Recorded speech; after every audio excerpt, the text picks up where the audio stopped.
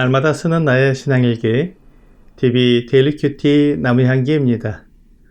오늘은 출애굽기 18장 1절에서 12절을 묵상하겠습니다. 모세의 장인이며 미디안 제사장인 이드로가 하나님이 모세에게와 자기 백성 이스라엘에게 하신 일, 곧 여호와께서 이스라엘을 애굽에서 인도해내신 모든 일을 들으니라. 모세의 장인 이드로가 모세가 돌려보냈던 그의 아내 십보라와 그의 두 아들을 데리고 왔으니 그 하나의 이름은 게르솜이라. 이는 모세가 이르기를 내가 이방에서 나그네가 되었다 하며, 하나의 이름은 엘리에셀이라. 이는 내 아버지의 하나님이 나를 도우사 바로의 칼에서 구원하셨다 함이더라. 모세의 장인 이드로가 모세의 아들들과 그의 아내와 더불어 광야에서 들어와 모세에게 이르니 곧 모세가 하나님의 산에 진치는 곳이라. 그가 모세에게 말을 전하되 내 장인 나 이드로가 내 아내와 그와 함께한 그의 두 아들과 더불어 내게 왔노라.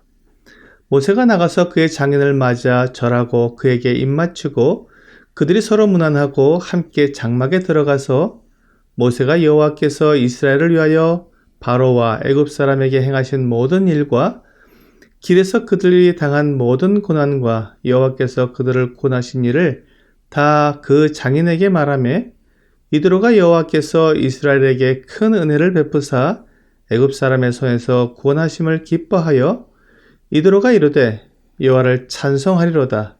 너희를 애굽 사람의 손에서와 바로의 손에서 건져내시고 백성을 애굽 사람의 손 아래에서 건지셨도다. 이제 내가 알았도다.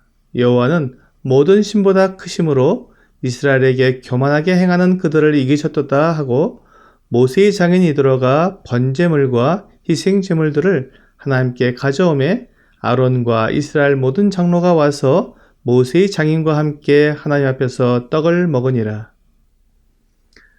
오늘 본문은 모세와 그의 장인 이드로 사이에 있었던 아름다운 교제에 대해 다루고 있습니다. 모세의 장인 이드로가 모세의 아내 십보라와 두 아들 게르솜, 엘리에셀을 데리고 모세에게 왔습니다. 그들은 모세가 애굽으로 갈 때 길에서 할례받는 것 때문에 다시 미디안으로 돌아갔었습니다. 이제 모세가 이스라엘을 이끌고 홍해를 건너 호렙산으로 왔기 때문에 그 가족을 데리고 모세에게 올 수 있었습니다. 모세가 이드로를 마중 나가 인사하고 함께 장막에 들어가서 하나님께서 이스라엘을 위해 하신 일들을 말해 주었습니다. 사실 애굽에서 이스라엘 모든 사람들이 다 함께 나온다는 것은 도저히 생각할 수 없는 일이었습니다. 애굽의 바로가 결코 보내주지 않는 것이 당연했습니다. 이 많은 노예를 놓아준다는 것은 애굽으로서는 막대한 손해가 되기 때문입니다. 하지만 하나님의 놀라운 손으로 애굽의 바로를 치셔서 이스라엘을 보내주게 하셨습니다. 또한 이스라엘 백성들이 애굽에서 나와 블레셋 사람들의 길로 가지 않고 바다를 향해 광야길로 들어섰을 때 다시 한번 모세와 이스라엘에게 하나님의 도우심이 임했습니다. 애굽의 바로가 정예군을 이끌고 바다 앞에 장막을 친 이스라엘을 죽여 온 것입니다. 이제 이스라엘 백성들은 갈 곳이 없었습니다. 그들은 꼼짝없이 애굽의 군대에게 죽게 되었습니다. 하지만 하나님의 능력으로 홍해를 갈라 이스라엘 백성들이 육지를 건너듯 홍해를 건너게 되었습니다. 이 이스라엘을 따라 바다로 들어간 애굽 군대는 하나님께서 바닷물을 다시 닫으심으로 모두 물에 빠져 죽었습니다. 강하고 잘 훈련된 애굽의 정예 군대가 오합지졸의 이스라엘에게 완패하여 물에 빠져 죽은 이 사건은 하나님께서 얼마나 놀라운 방법으로 이스라엘 백성들을 인도하고 계신지 분명히 알 수 있는 사건이었습니다. 또한 이스라엘 백성들에게 매일 아침 만나를 내려주시고 안식일에는 백성들을 쉬게 하시는 하나님의 놀라운 능력을 말해 주었습니다. 또한 바위에서 물이 나게 하셔서 광야에서 물을 주시고 이스라엘을 공격하는 아말렉을 모든 사람들이 협동하여 물리친 놀라운 승전보도 말해 주었습니다. 그러자 모세의 장인 이드로가 깜짝 놀랐습니다. 그리고는 11절에서 이제 내가 알았도다. 여호와는 모든 신보다 크심으로 이스라엘에게 교만하게 행하는 그들을 이기셨도다 라고 말했습니다. 이것이 하나님을 높이는 간증의 결과입니다. 모세가 자신이 고생한 것이나 이스라엘 백성들이 어떻게 해서 애굽에서 나오게 되었는지를 자랑했다면 이드로가 하나님을 높일 수 없었을 것입니다. 사실 모세나 이스라엘 백성들이 한 일은 없었습니다.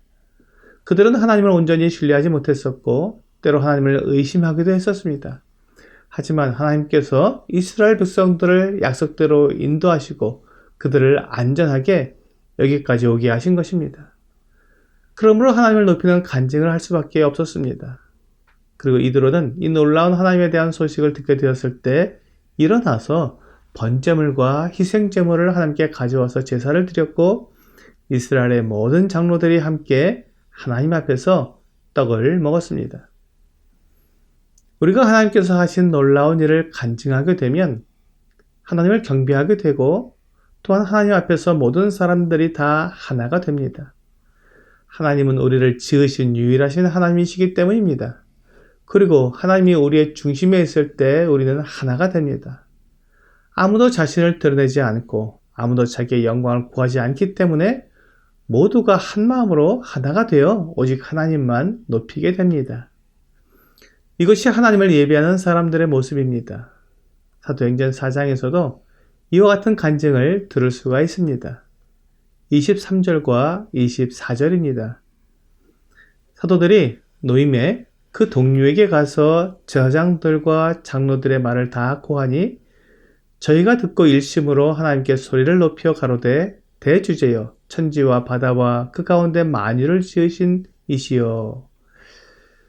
베드로와 요한이 기도하러 성전에 올라가다가 다리를 못 쓰는 사람을 만나 예수 그리스도의 이름으로 낫게 해주었는데 그 일로 대제사장과 장로들에게 붙잡혀 위협을 당하였지만 당당히 그들 앞에서 믿음을 증거하고 풀려난 이야기를 다른 제자들과 믿는 사람들 앞에서 간증했습니다. 이에 그 말을 들은 모든 사람들이 한 마음이 되어 함께 하나님을 찬양했습니다. 그리고 31절에 빌기를 다함에 모인 것이 진동하더니 우리가 다 성령이 충만하여 담대히 하나님의 말씀을 전하니라 라고 말씀하고 있습니다. 이것이 하나님을 높이는 간증의 결과입니다. 우리는 하나님이 하신 일에 우리의 자리를 끼워 넣고 싶은 유혹을 받습니다. 하지만 하나님은 영광을 다른 사람들에게 나눠주지 않으십니다. 오늘의 적용 질문을 보겠습니다. 나는 잘한 일이 있을 때 하나님께 영광을 돌려드립니까? 아니면 내가 칭찬받고 싶어 합니까? 하나님은 결코 그 영광을 다른 자에게 주지 않으십니다. 하나님께서 완전하고 유일하게 영광을 받으셔야 합니다. 그러면 하나님께서 합당한 영광과 복을 사람들에게 허락해 주십니다. 내가 스스로 취하는 영광이 아니라 하나님께서 주시는 영광을 받아야 합니다. 오늘 내가 하나님의 영광을 가로채지 않고 오직 하나님께서 나에게 주시는 영광을 바라는 가운데 하나님만 높이는 여러분과 제가 되기를 주 예수님의 이름으로 기도합니다.